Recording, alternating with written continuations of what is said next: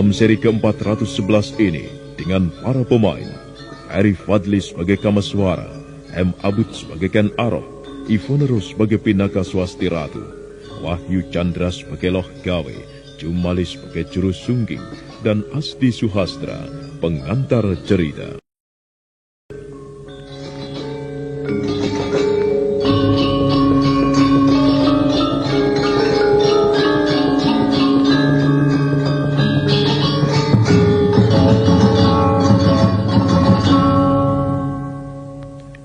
Ken Arok nampak mengangguk-angguk dan tidak peduli dengan basah yang telah mengguyurnya. Sementara Pinaka Swasti Ratu dan Brahmana Loh Gawe tidak beranjak dari tempatnya berteduh. Namun hujan seolah mengerti.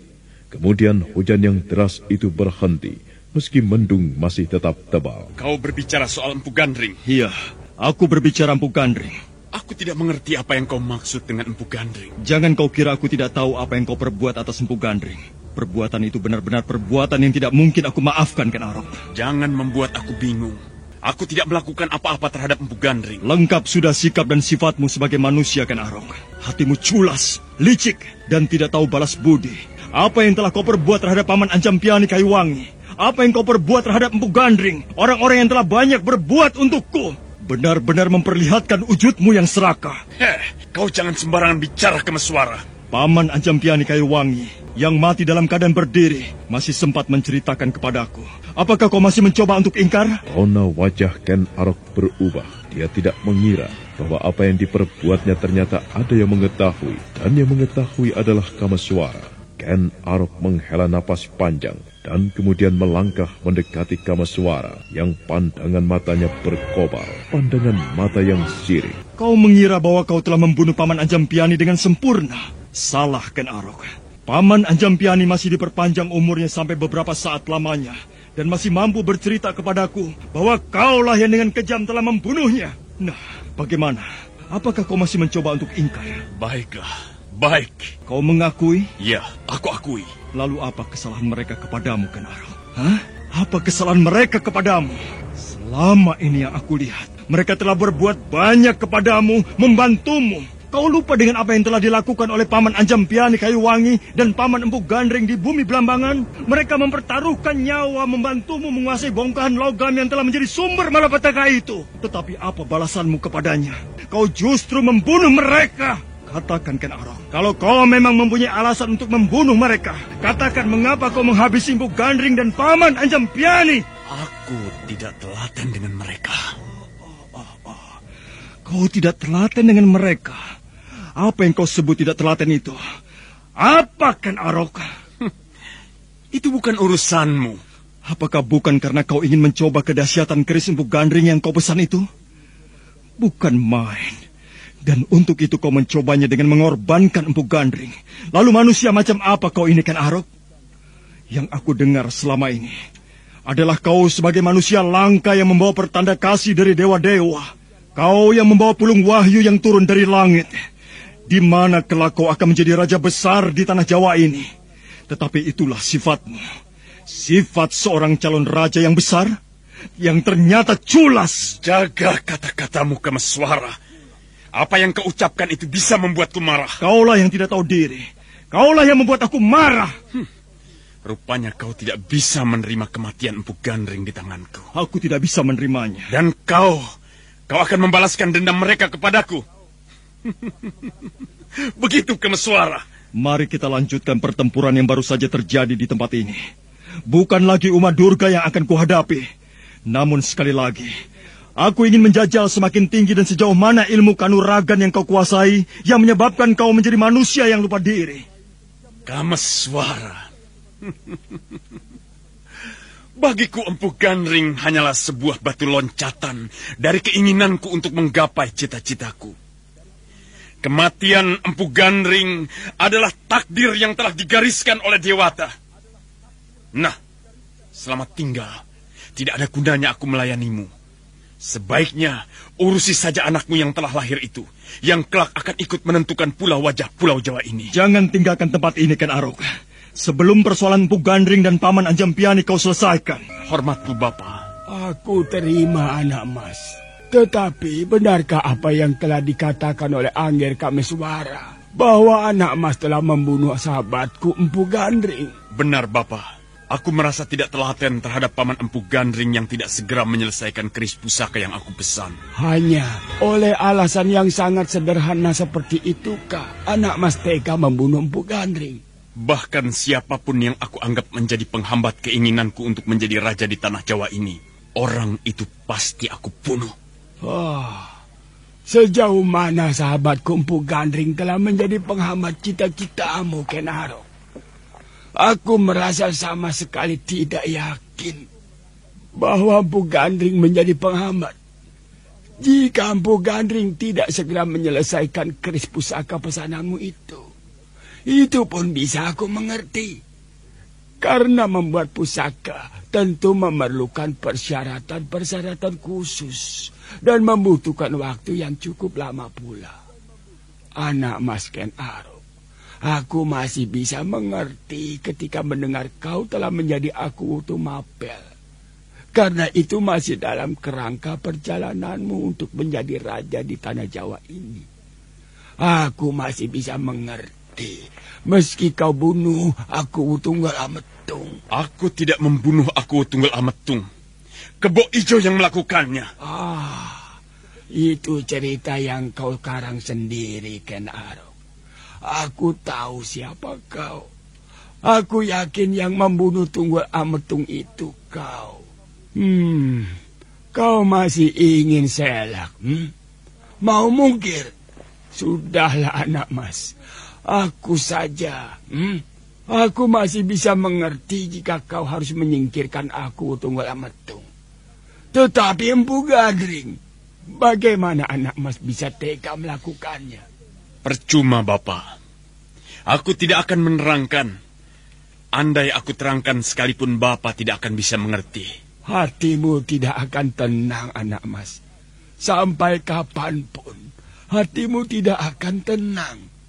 Sampai kapanpun dan dimanapun, anak mas akan dibayang-bayangi oleh apa yang telah anak mas perbuat. Maaf, Bapak. Aku tidak bisa berlama-lama di sini.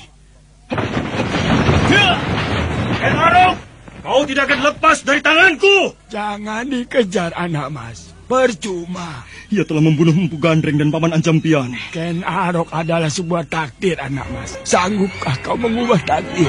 Kameswara berdiri lunglai menatap kemana Ken Arok pergi.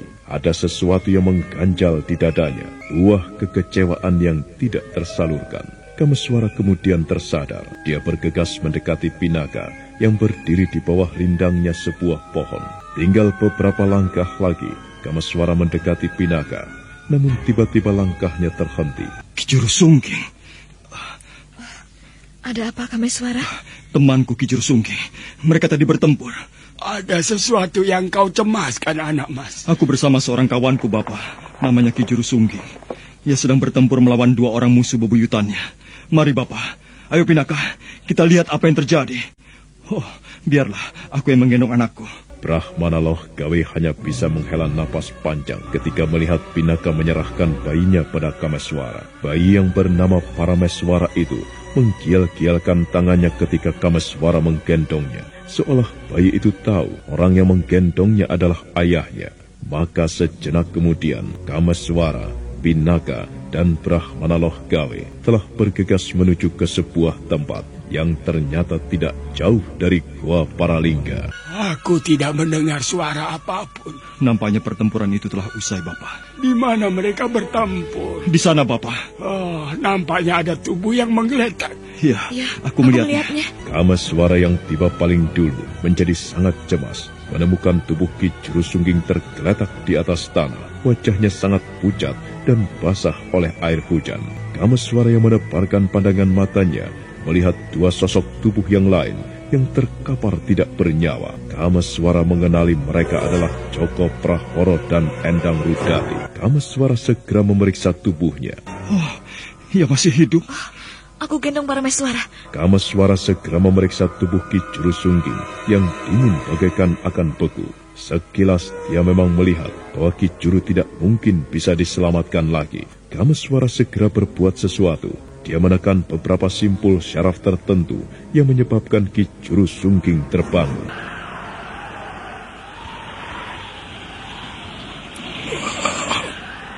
Kameswara. Ya, aku Ki Juru. Akhirnya aku berhasil. Aku berhasil mengecoh mereka dan membunuh mereka. Terbalas sudah semua dendam keluargaku. Kematian ibuku. Apa yang terjadi pada keluargaku? Joko Prahoro telah mati di tanganku. Dan aku harus tega membunuh adikku sendiri yang telah tergelincir. Ia hampir saja membunuhku. Tetapi aku berhasil mendahului melemparkan pisauku menghunjam dadanya. Aku melihatnya, Ki Juru. Kameswara. Bagaimana? Aku mendengar suara ombak. Iya. Suaranya demikian gemuruh. Dahsyat sekali. Benar, Ki Juru. Aku tidak akan hidup lebih lama lagi. Lukaku terlampau parah. Dadaku sangat sakit. Jika aku mati, tolong kau larung mayatku di laut itu. Bersediakah kau, Kameswara? Ki Juru akan sembuh. Jangan kau bohongi aku, Kameswara. Maafkan kesalahanku. Maafkan aku. Ki Juru. Dan napas itu terhenti. Kepalanya pun kemudian terkulai. Nyawa telah lepas dari raga yang ditempatinya. Kameswara memandang jasad Ki Juru Sungging dengan terpesona, seolah tidak percaya Ki Juru Sungging yang dalam beberapa hari ini telah menemaninya bersama-sama kini telah tiada. Perlahan-lahan Kameswara meraih tubuh Ki Juru Sungging, kemudian dipondongnya, dan dengan langkah gontai Kameswara membawa Ki Juru ke laut, dan gemuruh ombak seolah dengan sengaja menyongsongnya. Ki Juru Sungging, aku penuhi amanat. Kembalilah kau ke alam kelanggengan. Semoga di tempat yang baru kelak kau akan bertemu dengan keluargamu yang telah mendahului pergi. Selamat jalan, Ki Juru. Kameswara terus memandang tubuh Ki Juru Sungging menyongsong gemuruh ombak yang berdebur. Kameswara terus berjalan hingga kemudian air laut telah menenggelamkan sebagian tubuhnya hingga setinggi lehernya.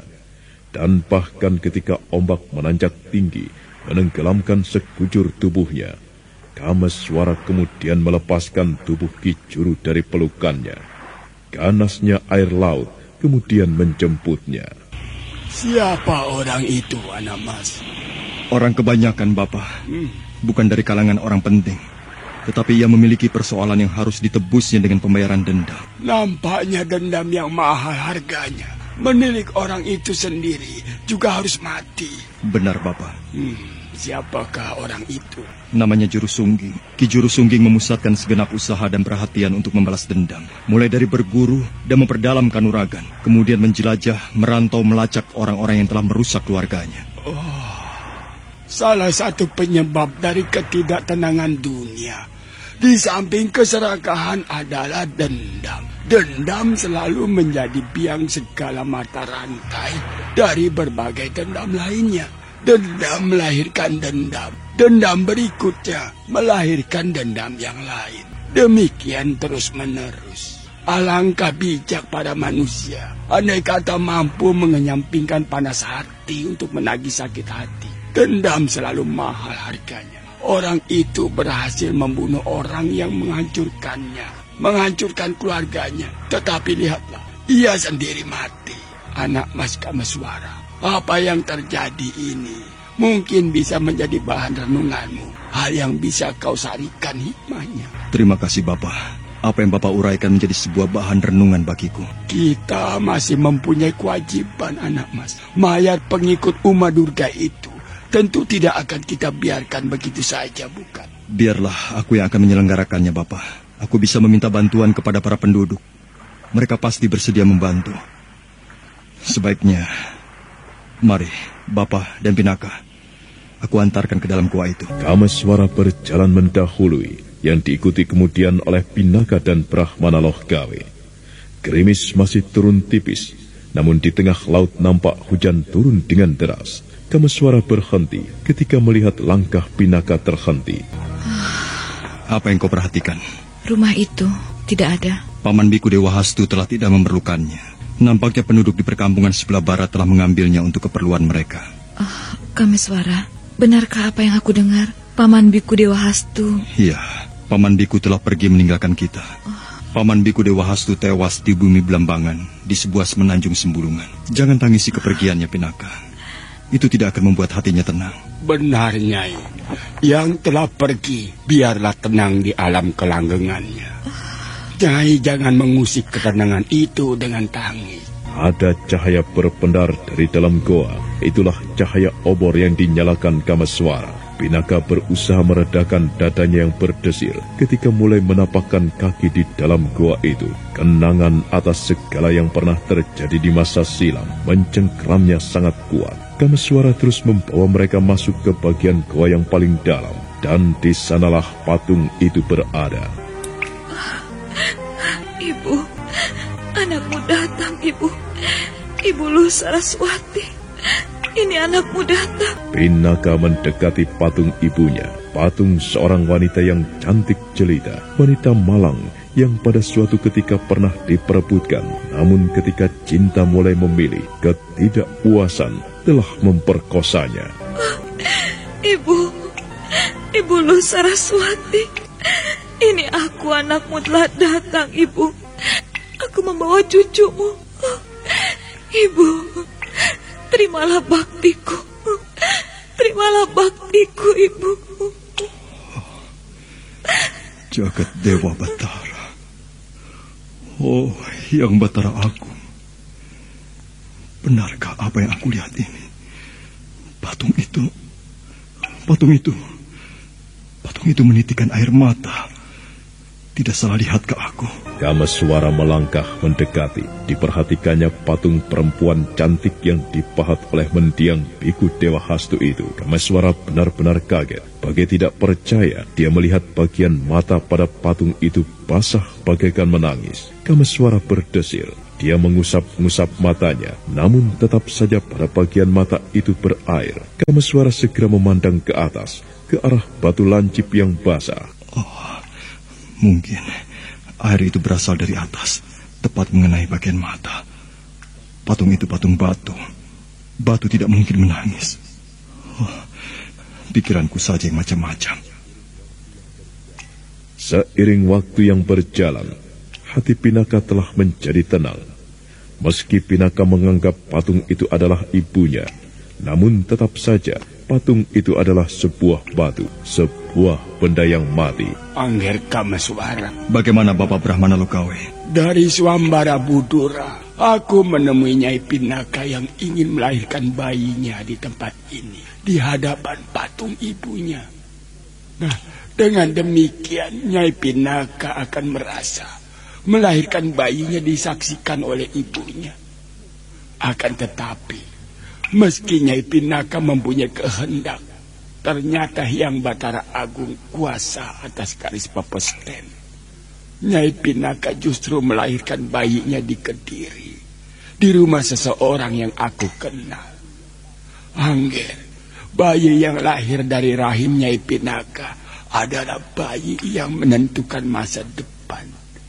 Uma Durga memburunya dan bermaksud untuk memusnahkannya. Tentu membutuhkan waktu bertahun-tahun menunggu bayi itu dewasa untuk mampu menghadapi Uma Durga. Semula aku bertanya, apakah aku akan terus mengawal Nyai Pinaka? Atau pertanyaan lain, mampukah aku memberikan perlindungan? Tidak, anak mas. Umat Durga terlalu tangguh untuk kuhadapi. Nampaknya anak mas yang mampu mengimbanginya. Di samping anak mas Ken Arok. Parameswara anakku, Bapak. Aku ayahnya. Aku berkewajiban untuk melindunginya. Orang tua mana yang akan membiarkan anaknya akan dibunuh orang? Oh, syukurlah dengan demikian.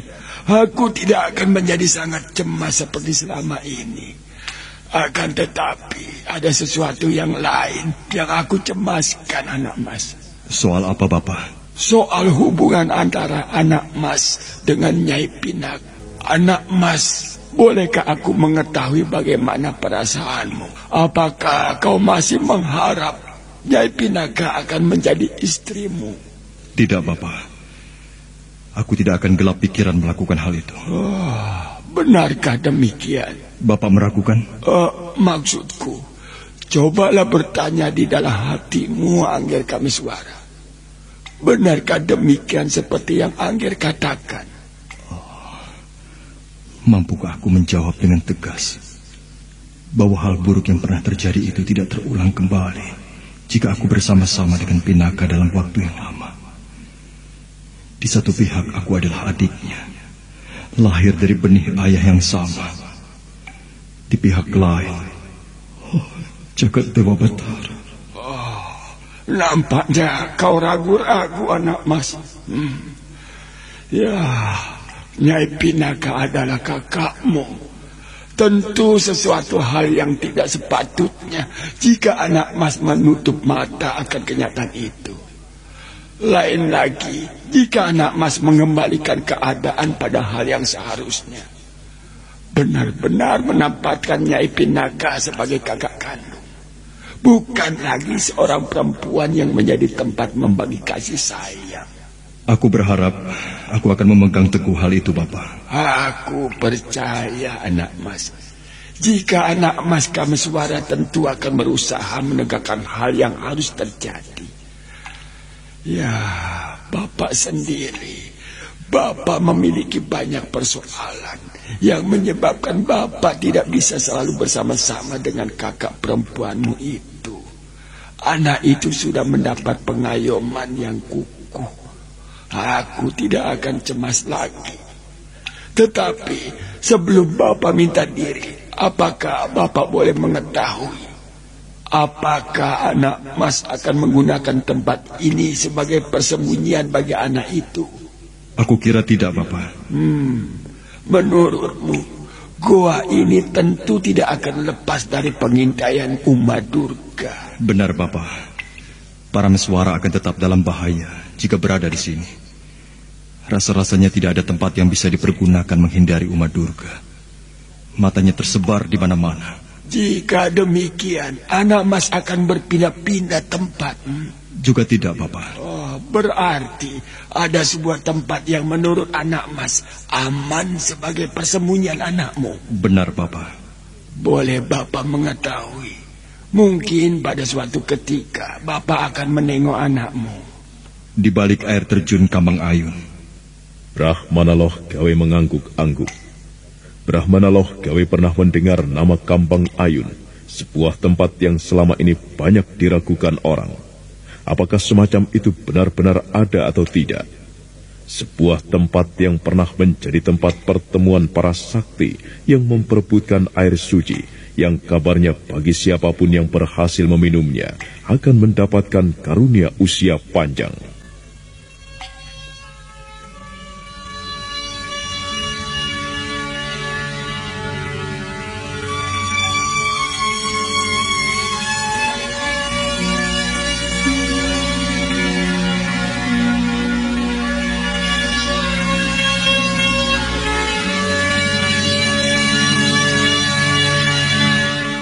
Kambang Ayun, aku pernah mendengar nama tempat itu. Bukankah ayah angkatmu, Ki Ageng Pasanggaran, atau yang mempunyai nama sebenarnya Kanigara, terbunuh di tempat itu? Benar, Bapak. Baiklah, anak mas. Jika anak mas merasa yakin tempat itu cukup aman untuk membesarkan Parameswara, Bapak sependapat. Bapak berdoa pula selalu memohon kepada Hyang Betara Agung agar anak Mas Kameswara dan Nyai Pinaka Swasti Ratu selalu diberi rasa eling, selalu ingat dan tidak tergelincir pada hal-hal yang tidak seharusnya. Mari kita temui kakakmu. Mari, Bapak. Brahmana Loh Gawe dan Kameswara segera melangkah ke arah bagian goa yang lain, di mana di sana patung perempuan Luh Saraswati berada. Pinaka yang semula duduk bersimpuh sambil mempusai bayi lelakinya segera berdiri. Bapak akan pergi? Benar, Nyai. Kenapa? Kenapa Bapak harus meninggalkan aku? Nyai, ada hal lain yang sangat penting yang harus aku lakukan. Kediri dan Tumapel berada di ambang peperangan. Sedikit banyak hal itu menyita perhatianku. Nyai dan para meswara sekarang sudah mendapatkan pengayoman. Aku tidak begitu diperlukan lagi. Tidak, Bapak Brahmana. Aku masih membutuhkan Bapak. Anak Mas Kameswara akan melindungimu, Nyai. Mencarikan persembunyian yang aman di Kambang Ayun. Sementara biarlah Bapak akan mendekati Kediri kembali. Kelak, jika Bapak masih dikaruniai usia panjang, Bapak akan menengok para meswara di Kambang Ayun. Demikianlah. Ternyata di senja itu pula, Brahmana Loh Gawe memutuskan untuk kembali ke Kediri dan tidak dapat dicegah lagi. Tetapi sebelumnya, Brahmana Loh Gawe masih sempat mewejang kedua anak beradik itu. Ternyata, baik Pinaka dan Kameswara benar-benar meresapkan wejangan itu ke dasar lubuk hati mereka. Dan setelah menyempatkan menggendong bayi para meswara, Brahmana Loh Gawe kemudian keluar dari dalam goa, diantarkan oleh Kameswara dengan lambaian tangan. Dalam pelukan senja yang berkabut, Brahmana Loh Gawe semakin jauh berjalan. Kasihan Bapak Loh Gawe. Ia sudah tua, namun masih harus berjalan jauh berhari-hari. Apalagi mendung tebal, mungkin hujan turun lagi. Itulah seorang Brahmana, Pinaka. Seorang Brahmana akrab dengan alam. Perjalanan hidupnya hanya untuk menghayu-hayu Ning Bawono, membelakangi kesenangan duniawi. Bagi seorang Brahmana, rumah bukan berarti rumah seperti yang kita kenal selama ini. Bumi nan luas dengan langit luas tak terbatas inilah rumahnya. Semoga Hyang Batara Agung kawasa ing jagat melindunginya.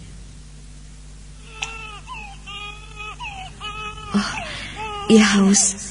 Aku harus menyusuinya. Ayo kita masuk.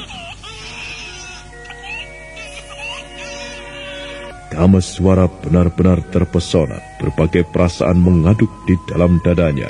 Di dekat patung ibunya, Pinaka Swasti Ratu menyusui para meswara. Dada Kameswara berdesir. Bayi yang sedang menyusu itu adalah anaknya. Dan Kameswara semakin giris manakala menyadari hubungan yang sebenarnya terjadi. Bayi sekecil itu, apakah ia memerlukan makan? Lalu apa makannya? Ia belum makan sampai 2 bulan, bahkan 3 bulan. Belum makan? Di pesanggaran aku melihat ibu-ibu muda membuat lumatan nasi dengan pisang. Bukankah itu makanan bayi?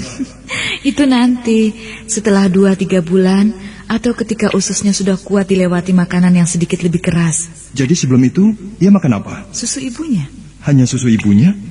Dan itu sudah cukup? Iya. Bukan main. Yang kemudian muncul di dalam hati Kameswara adalah naluri kelelakiannya. Naluri seorang pria yang mencintai perempuan, apalagi perempuan itu telah memberinya seorang keturunan. Kameswara mendekat, menyentuh tangan Pinaka, sementara tangannya yang lain membusai pipi bayinya. Betapa sulitnya aku mendamaikan perasaanku, Pinaka. Kau lupa dengan apa kata Bapak Brahmana Loh Gawe? Aku selalu ingat itu. Kata Bapak Loh Gawe lah yang benar dan harus aku lakukan.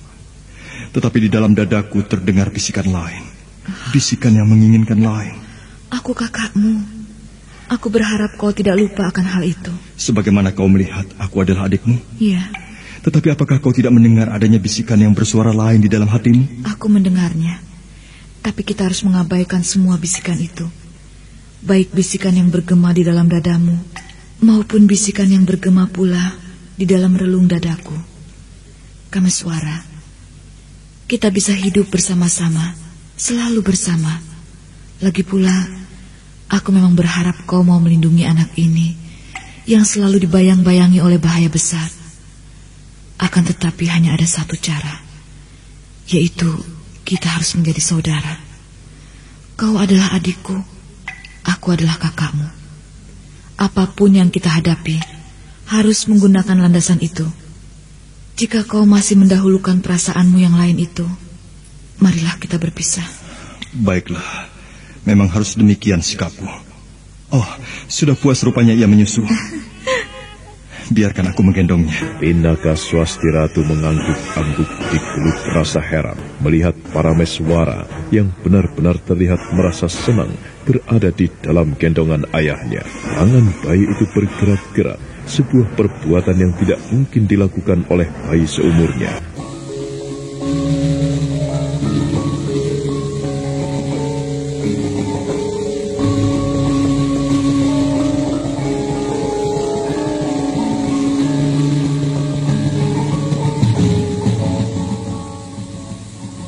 Pinaka Swasti Ratu mengangguk-angguk di kelut rasa heran melihat Parameswara yang benar-benar terlihat merasa senang berada di dalam gendongan ayahnya. Tangan bayi itu bergerak-gerak, sebuah perbuatan yang tidak mungkin dilakukan oleh bayi seumurnya. Rupanya Parameswara benar-benar tahu bahwa ia ayahnya. Aku melihat ada hubungan batin yang sangat menonjol antara mereka. Dewa, apakah ini berarti aku harus melihat Parameswara benar-benar sebagai ayah anakku? Apakah ini berarti aku harus memberikan kesempatan kepadanya untuk menjadi ayah anakku? Yang berarti pula aku... Apakah kau berkeinginan untuk tinggal di sini beberapa saat lamanya, Pinaka? Bagaimana menurutmu sendiri? Perhitunganku, pada saat ini Uma Durga terluka parah. Akan tetapi bukan hal yang besar baginya. Aku yakin dalam waktu tidak terlampau lama, perempuan bermata tiga itu akan sembuh kembali. Dan jelas akan datang lagi ke tempat ini untuk mencari kita. Lalu? Kita bisa tinggal di sini barang 4-5 hari lagi, sambil menunggu kedatangan Kensili dari Candi Swambara Budura. Setelah itu, kita ke Kambang Ayu. Di sana kau harus bersembunyi. Aku merasa yakin Uma Durga tentu tidak akan mampu memasuki tempat itu, karena sebuah kekuatan gaib melindungi tempat itu. Aku serahkan semuanya kepadamu, Parameswara. Jangan kembali anakmu.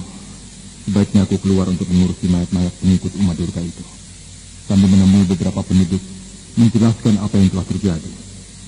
Juga aku akan mencari makanan untuk kita bertiga. Aku mempunyai cukup uang untuk berbelanja. Kau banyak uang rupanya. Dalam perjalanan di tengah laut, aku telah menyelamatkan kapal yang aku tumpangi dari bajak laut. Dan pemilik kapal itu berbaik hati memberikan hadiah uang kepadaku. Jadi? Kenapa? Kau berada di dalam kapal itu? Apa maksudmu? Dari pantai aku melihat kapal layar besar berlayar dari barat. Kemudian dari arah timur, nampak kapal layar lain yang sama besarnya dikelilingi oleh sekelompok kapal-kapal kecil. Aku mengira itu bajak laut 2 hari yang lalu. Oh, iya. Ternyata kau berada di dalam kapal itu. Dalam waktu yang telah berjalan berhari-hari lamanya, hati yang kecewa, hati yang terpukul berantakan, telah membawa langkah seorang lelaki tua mendekati kota Raja Kediri. Pakaiannya compang-camping, tubuhnya sangat kotor. Orang yang melihatnya pasti mengatakan orang itu adalah pengemis. Sebenarnya lah, lelaki tua itu ada kalanya makan untuk mengisi perutnya dari pemberian orang lain. Oh, apa yang kau lihat, Nyai? Kasihan. Apa yang membuatmu kasihan? Ya, ada seorang lelaki tua, Kakang. Kira-kira sebaya dengan ayahku. Ia tentu lapar berhari-hari tidak makan. Coba Kakang lihat. Orang itu lunglai bersandar pada sebatang pohon di tepi jalan. Kau selalu menaruh iba kepada orang-orang macam itu, Nyai. Aku hanya membayangkan. Orang itu adalah ayahku, yang hilang dan sampai sekarang belum pulang. Apa perlu aku memanggil orang itu? Panggil dia, Kakang. Biar aku akan menyiapkan makanan supaya tidak kelaparan. Ya, baiklah. Akan aku panggil. Kisanak. Kiai, aku ingin berbicara. Ada apa? Oh, ternyata bukan orang gila. Tatapan matanya menunjukkan orang ini mampu mengendalikan diri. Kau ingin bicara denganku, anak muda? Benar. Tidak salahkah kau anak muda? Lihatlah bagaimana wujudku. Istriku mempersilakan kau singgah. Istriku sudah menyiapkan makanan untukmu. Mari Kiai, jangan menolak. Lelaki tua yang pakaiannya compang-camping dan tidak karuan itu ternyata tidak menolak tawaran kebaikan orang. Dia segera bangkit dan mengikuti langkah lelaki muda itu. Dan dengan segenap keramahannya, istri pemilik rumah menyilakan menyantap makanan yang telah disediakan. Kasihan dia, Kang. Orang itu tentu telah berhari-hari tidak makan. Ia makan dengan lahap sekali. Siapa nama orang itu, Kang? Aku belum menanyainya. Kang, nampaknya ia bukan orang gila. Aku mengira orang itu sedang menghadapi masalah yang mengakibatkan keadaannya seperti itu. Maksudku, pikirannya waras. Lalu, apa maksudmu, Nyai? Sebagai seorang prajurit, kau banyak meninggalkan rumah ini. Bagaimana kalau orang itu kita ajak saja tinggal di sini? Menemani aku, hitung-hitung kita berbuat kebaikan kepada orang lain. Hatimu terlampau putih, Nyai. Gampang sekali kau iba kepada orang lain. Jangan begitu. Kakang keberatan? Iya. Ya sudah, aku kan hanya usul. Kalau kau membutuhkan teman, aku akan mencarikan. Mungkin dari keluargaku atau dari keluargamu. Akan tetapi, asal-usulnya harus jelas. Di sebuah ruangan, lelaki tua itu makan dengan lahap. Nyaris sebakul nasi dengan kulupan dedaunan yang disertai sambal pedas ludes di lahapnya. Manakala perutnya telah kenyang, dia mempusai. Namun sesaat kemudian matanya menerawang ke kejauhan. Sudah kenyang, Kiai? Wah, sudah. Perutku sudah penuh dan tidak ada tempat lagi untuk makanan lain. Aku telah kenyang. Wah, terima kasih. Aku tidak mengira di dalam perjalananku ini masih ada orang yang mau berbaik hati kepadaku. Siapakah Kiai? Dari mana Kiai berasal? Apakah Kiai tidak mempunyai keluarga? Bumi adalah rumahku dan langit tempatku berteduh. Nampaknya Kiai keberatan menceritakan asal-usul Kiai. Apakah kau seorang prajurit anak muda? Benar, Kiai. Bagaimana Kiai tahu? Aku melihat sebuah tanda raja berwujud kembang melati di lenganmu. Bukankah itu sebuah pertanda kesatuan keprajuritan? Kiai tahu? Iya. Bagaimana keadaan Kediri pada saat ini? Jangan bingung melihatku. Aku ini bukan hantu. Aku ulangi lagi pertanyaanku. Bagaimana keadaan Kediri saat ini? Rupanya Kiai pernah tinggal di Kediri dan menaruh perhatian pada apa yang terjadi di Kediri. Nanti aku akan berbicara kepadamu. Sekarang ceritakan bagaimana hubungan antara Kediri dan Ganter. Prajurit muda itu tertegun dan taulah dia bahwa lelaki tua berpakaian compang-camping itu tentu menyimpan sebuah rahasia. Prajurit muda itu memperhatikan tamunya dengan seksama dan sesuatu hal menumbuhkan rasa penasarannya. Aku seperti pernah melihat Kiai. Apa betul? Heran. Aku seperti pernah melihat Kiai, tetapi entah di mana. Aku lupa. Siapakah Kiai? Ceritakanlah dulu keadaan Kediri. Baiklah. Akan aku ceritakan. Kediri sekarang ini dalam keadaan yang tidak menentu, Kiai. Ganter dengan pasukan segelar sepapan telah siap menyerbu. Kediri bersikap menunggu. Akan tetapi, berhari-hari berlalu. Ternyata baik Tumapel maupun Ganter belum juga menyerang Kediri. Itulah yang menyebabkan keadaan membingungkan. Bagaimana dengan Tumenggung Ranapatma? Tumenggung Ranapatma? Gusti Tumenggung Ranapatma telah dipenjarakan, Kiai. Lalu siapa yang menjadi panglima keprajuritan Kediri sekarang? Tumenggung Yudapaksa. Yudapaksa? Iya, Kiai. Ia menjabat kembali kedudukannya yang pernah merucut dari genggaman tangannya. Benar, Kiai. Sekarang menurutmu bagaimana? Apakah Kediri akan memenangkan peperangan menghadapi Tumapel? Aku tidak tahu, Kiai. Itulah yang aku cemaskan, Kiai. Kami belum lama menjadi suami istri. Aku sering gelisah kalau membayangkan suamiku berangkat ke medan peperangan dan kemudian gugur, meninggalkanku untuk selama-lamanya. Wah, Nyai, aku minta kau jangan berkata begitu. Dahulu, ketika kau memutuskan mantap mendampingi aku menjadi istriku, kau telah sadar sepenuhnya segala macam kemungkinan yang akan dihadapi oleh istri seorang prajurit. Andai kata perang itu tidak perlu terjadi. Kiai, aku sudah menceritakan apa yang Kiai kendaki. Nah, sekarang izinkan aku mengetahui siapakah Kiai sebenarnya. Benar kau merasa pernah bertemu denganku? Benar, Kiai. Siapakah Kiai? Cobalah kau ingat-ingat. Di manakah kau merasa pernah bertemu denganku? Di mana ya? Apa di pasar? Di pasar? Rasanya tidak, Kiai. Aku tidak pernah pergi ke pasar. Ya, barangkali di tempat lain, di alun-alun apa? Alun-alun? Alun-alun? Tuan adalah... Oh, Jagat Dewa Batara, Tuan... Kediri pada saat ini tengah memburu-buruku. Siapa yang berhasil menangkap aku tentu akan mendapatkan sebuah ganjaran yang besar. Tuan adalah Gusti Tumenggung Murtiwandawa. Prajurit muda itu benar-benar terkejut. Dia tidak pernah menyangka orang yang berpakaian compang-camping bagaikan pengemis itu adalah orang yang pernah amat dekat dengan Raja Kediri. Dia adalah Sakya Murti, atau yang lebih terkenal dengan sebutan Tumenggung Murtiwandawa. Prajurit muda itu terlongong-longong. Dia kebingungan. Apakah kau akan menangkapku, anak muda? Aku bekas Tumenggung Murtiwandawa. Aku pernah melakukan sebuah kesalahan terhadap Kediri yang tidak termaafkan. Aku diburu-buru, dan barang siapa yang berhasil menangkapku akan mendapatkan ganjaran.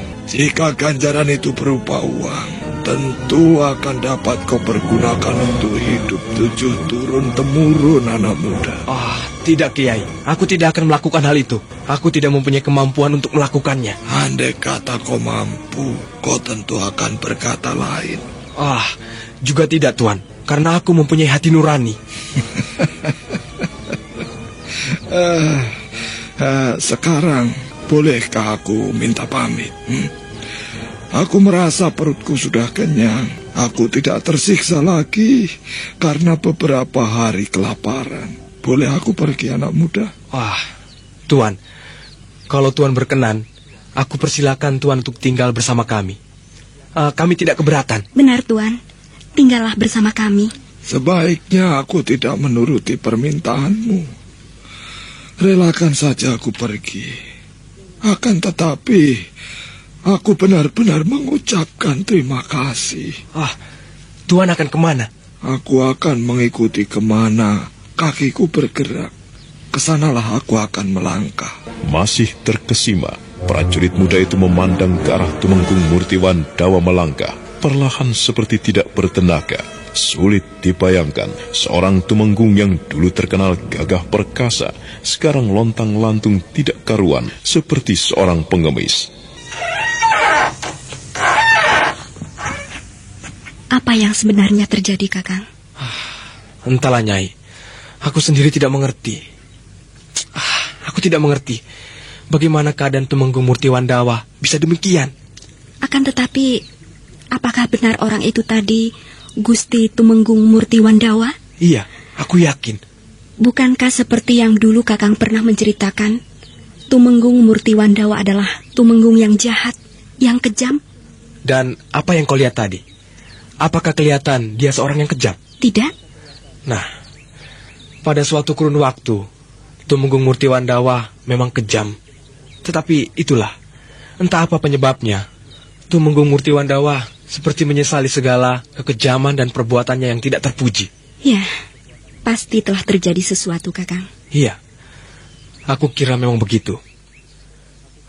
Seperti bermimpi saja, Nyai. Aku bertemu dengan Gusti Tumenggung Murtiwandawa. Lalu, apa yang akan Kakang lakukan? Kakang akan melaporkan pada atasan Kakang? Tidak. Bagus, bagus. Aku kasihan sekali kepada orang itu. Melihat orang yang berjalan terlunta-lunta selalu mengingatkan aku kepada ayah. Ayahku sejak sakit saraf itu menimpanya, ia tidak pernah kembali lagi. Tentu ayahku seperti orang itu tadi, Kakang. Berjalan dan terus berjalan.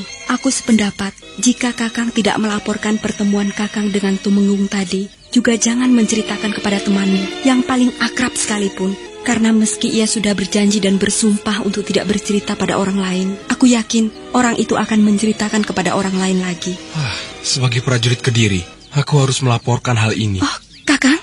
Akan tetapi, aku tidak akan melaporkannya. Sekali lagi, karena nuraniku, kebenaran yang aku rasakan mendorong aku untuk bertindak demikian. Ya, kasihan orangnya, Kang. Waktu terus bergerak. Mantan Tumenggung Murtiwan Dawa terus melangkah. Keadaannya yang compang-camping dengan tubuh yang kotor karena sekian lama tidak membersihkan diri, menyebabkan dia tidak dikenali oleh siapapun. Keadaannya yang sekarang telah menenggelamkan ciri-cirinya yang khas.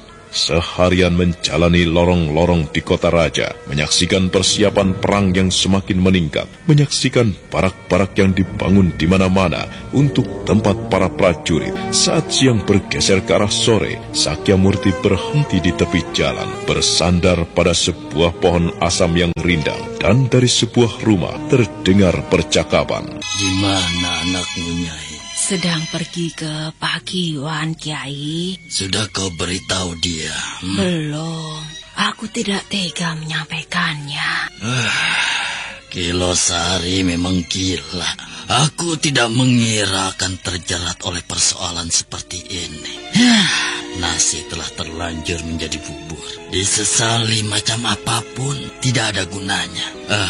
Sebaiknya kau panggil anakmu, Nyai.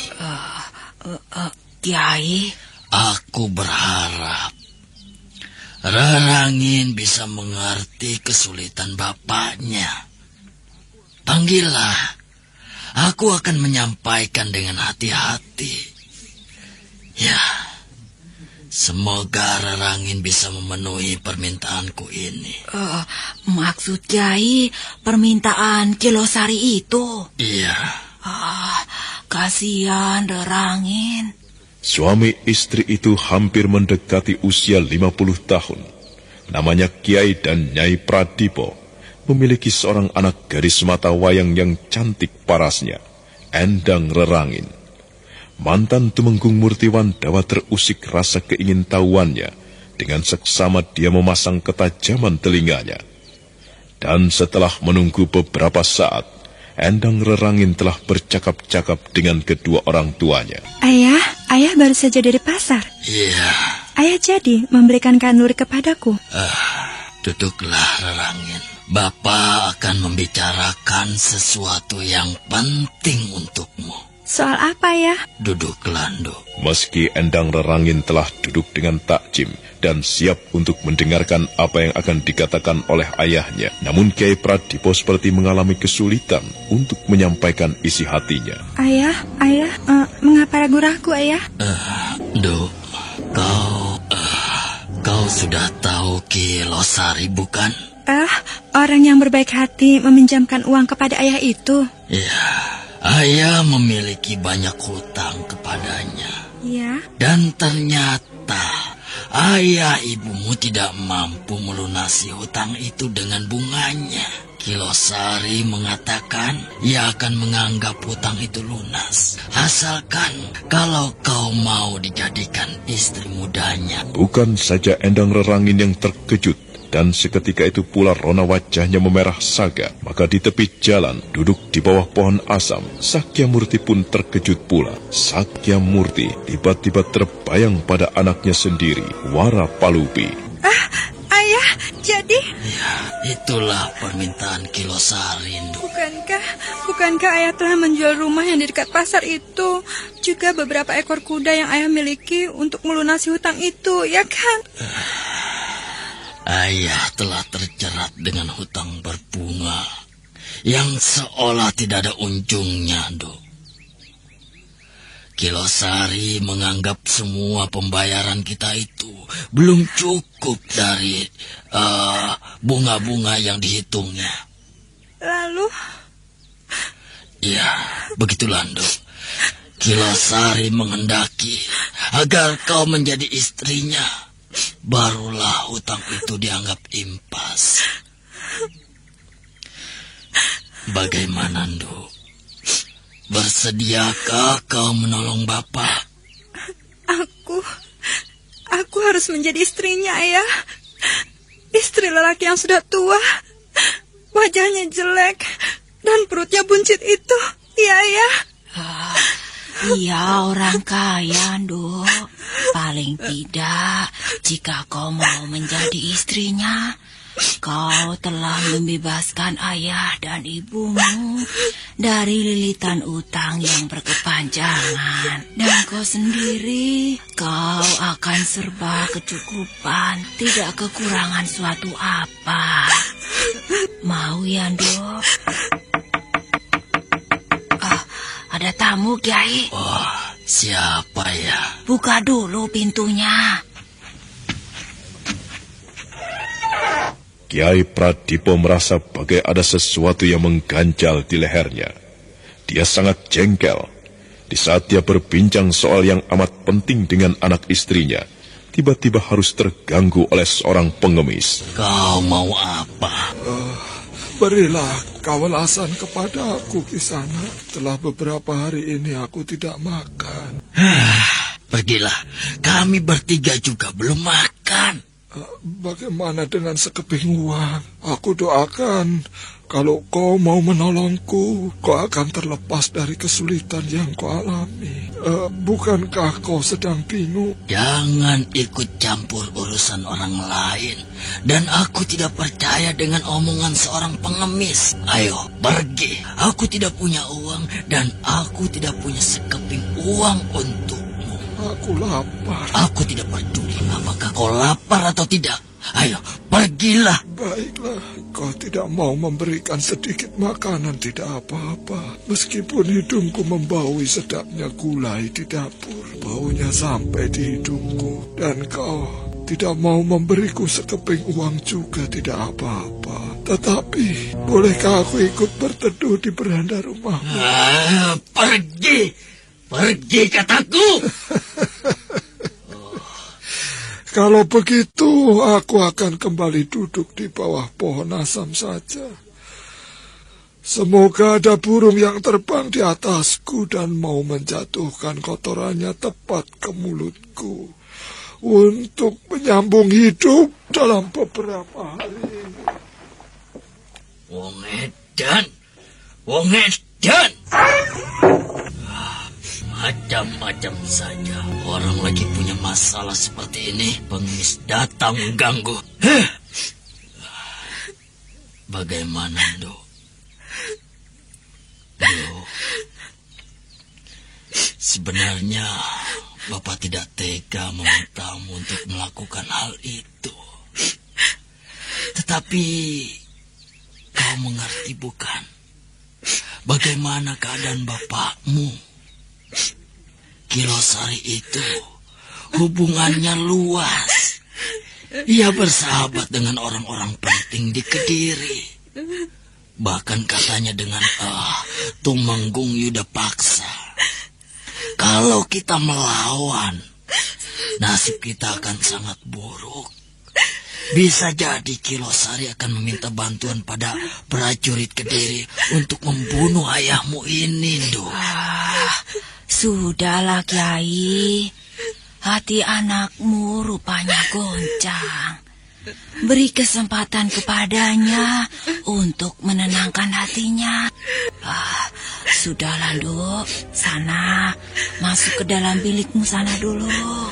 Dengan gontai, Endang Rerangin melangkah masuk ke dalam biliknya. Dan di sana tangisnya pun tumpah. Nyai Pradipo dan suaminya hanya menghela napas panjang. Sedangkan Sakya Murti yang duduk bersandar di bawah pohon asam sibuk membayangkan wajah Kilosari, seseorang yang pernah dikenalnya. Sementara waktu kembali merayap, matahari semakin condong ke arah barat. Sakya Murti yang terkantuk-kantuk terbuka matanya ketika sebuah dokar melintas dan kemudian berhenti di halaman rumah Ki Pradipo.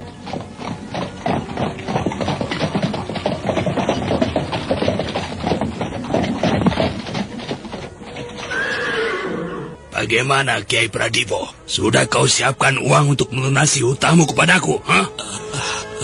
Maaf, Tuan. Saya minta maaf. Belum ada uangnya? Belum, Tuhan. Saya masih mencoba mengumpulkannya, Tuhan. Uang yang mana yang kau kumpulkan itu? Kau lupa bahwa setiap hari nilai uang itu terus berkembang? Meski kau peras keringatmu untuk mencetak uang, kau tidak akan mampu membayar hutangmu. Sebaiknya kau pertimbangkan saja tawaranku itu. Kau berikan anakmu kepadaku sebagai istriku, dan hutang itu akan aku anggap impas. Nah, derajatmu akan terangkat karena kau menjadi mertuaku, Pradipo. Sudah kau bicarakan maksud dan keinginanku itu pada anak dan istrimu? Sudah, Tuan. Lalu bagaimana hasilnya? Anakmu mau? Ya, anakmu mau kan menjadi istri baruku? Kepriye, Nduk? Kamu mau jadi istriku, bukan? Kelihatannya gadis itu tidak bersedia, Kilosari. Siapa kau? Siapa aku tidak perlu. Tetapi aku bermaksud berbaik hati kepadamu. Memberitahu kepadamu, ada yang lebih sesuai untuk menjadi istrimu. Bagaimana? Apakah kau tertarik? Siapa? Seekor kuda betina. Kurang ajar, wong edan. Ngemis tidak tahu malu. Hei, pergi sana. Hei, pergi kau. Ayo pergi. Pergi kau, mengapa kau kesini lagi, ya?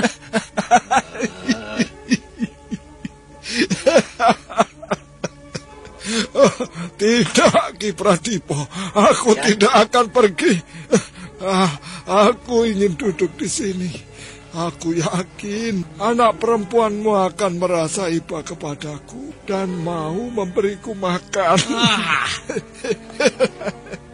Bukankah kau akan merasa senang kalau aku juga ikut berbicara di sini, Losari? Pradipo, usir orang itu. Cepat usir orang itu. Pergi kau. Ayo pergi. Tidak baik kau di sini, tahu. Pergi. Ayo pergi. Tidak, aku tidak akan pergi. Pergi. Nanti kau akan kuberi uang. Ayo pergi. Aku tidak mau kalau kau akan memberi uang. Pemberianmu tidak tulus. Aku ingin anak perempuanmu yang akan memberi aku. Tentu ia akan memberi dengan tulus. Bukankah begitu, Kilosari? Wong Mis. Cepat pergi, kataku. Atau aku akan berbuat kasar kepadamu. Kalau kau berani melakukan hal itu, kau yang akan kubuat pulang dengan terpincang-pincang. Suragul-agul, kemari kau. Kau bermaksud memanggil kusir dokarmu itu? Aku tidak takut. Ora wedi. Tidak takut aku.